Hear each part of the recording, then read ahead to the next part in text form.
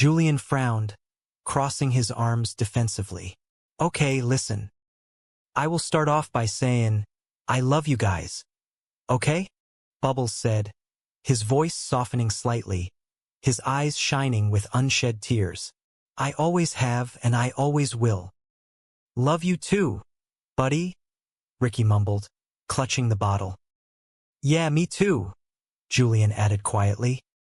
What the fuck is up? Ricky asked, confused by the sudden emotional turn. Just shut the fuck up, Bubbles snapped, his voice ringing with absolute authority. He pointed a finger directly at Julian. Shut your big, muscular lips and listen for once. I have got the floor. He took a deep breath, steeling himself for the hard truth he was about to deliver. Now, this might sting a bit, boys, but it needs to be said, Bubbles continued, his gaze piercing them both. Have you guys looked in the fucking mirror lately? Have you really looked in the mirror, like went right up close and looked at yourself in the mirror? Ricky shifted uncomfortably, avoiding eye contact. No, I haven't. I do not like getting too close to the mirror. They fucking get scared of me, and I feel like they are gonna suck me right in or something. Bubbles ignored the absurd logic, pushing forward with his relentless honesty. Well, you should do it, Ricky, because it is fucking time to grow up, especially you too, because we are getting fucking old, boys. He spread his arms wide, encompassing the entire shed, the entire park, their entire lives. We are getting old, and we are getting out of shape, and we are getting shitty looking. We are getting shitty looking, and you are not getting any younger, but what are you doing? He pointed at Julian's empty pockets, then at Ricky's bruises. You are breaking the law like you are fucking 17 years old. Nothing is changing, and who is benefiting from it? Nobody. Ricky felt a surge of defensive pride, remembering his beautiful, stolen plants. I almost benefited today. I was almost fucking retired. Bubbles stepped forward, his face inches from Ricky's, his voice echoing with devastating clarity. You shut up too, Ricky, because you are not retired. That is the fucking point I am trying to make. You are not retired, and you should not have been fucking lying to us about growing dope. That is bullshit. Ricky's shoulders slumped. The truth of Bubbles' words hit him harder than any physical blow. Yeah, that was bullshit. I know. I am sorry it was dumb. I should have told you guys. You should have fucking told us. Bubbles agreed, his voice softening, the anger replaced by a profound, aching plea. This is a fucking wake-up call right now, boys. Begin, ya. Because I am already gone legit. I have got legit things going on. He looked at them, his two brothers, the two men he would follow to the ends of the earth.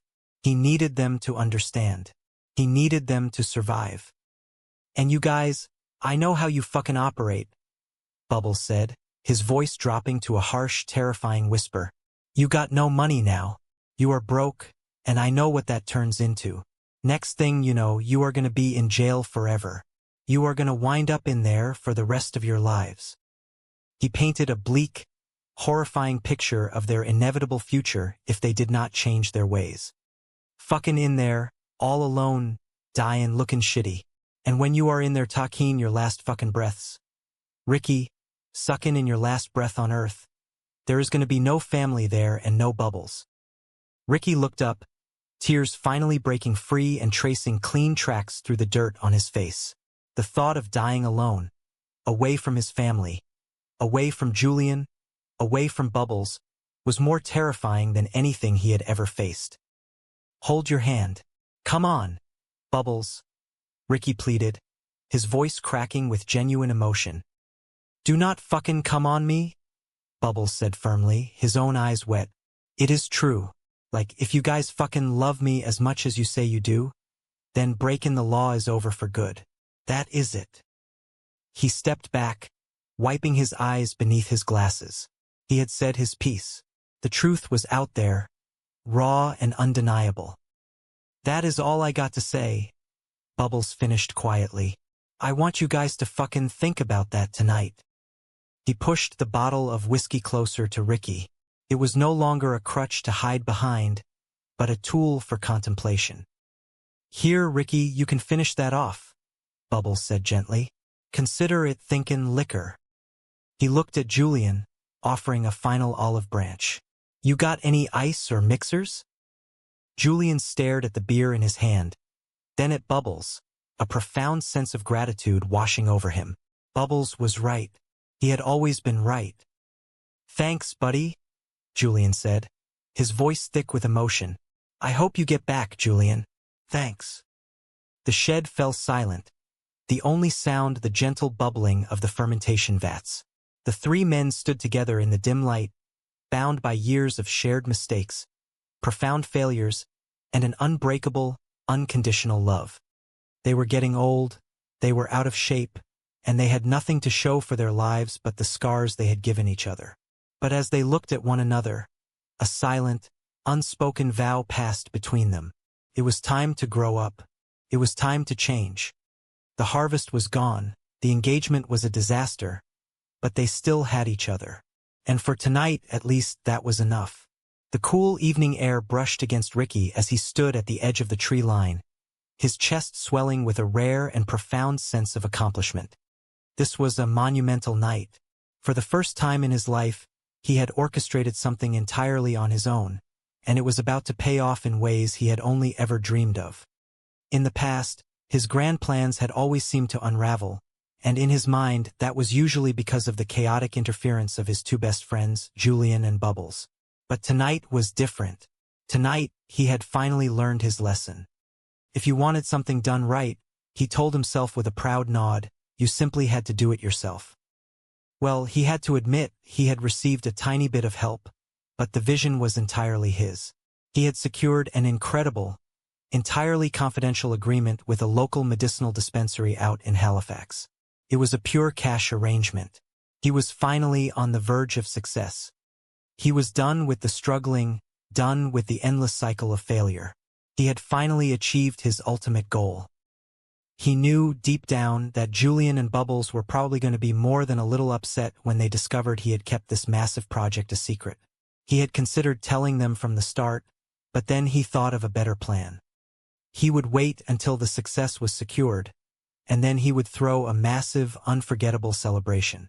A grand gathering would smooth over any hurt feelings. In Ricky's mind, a good celebration was the universal remedy for any disagreement. He turned to his two eager, albeit naive, assistants for the night, Corey and Jacob. They were hovering behind him, looking a mix of terrified and wildly excited. Ricky raised a hand, signaling for absolute silence. He whispered his instructions with the gravity of a general leading a crucial mission. They were just up ahead, past the dense line of pine trees. When they reached the clearing, there was to be absolutely no talking and no foolishness. Their mission was to harvest the plants as quickly as humanly possible and retreat before the morning sun crested the horizon. Corey and Jacob nodded enthusiastically, whispering their eager agreements.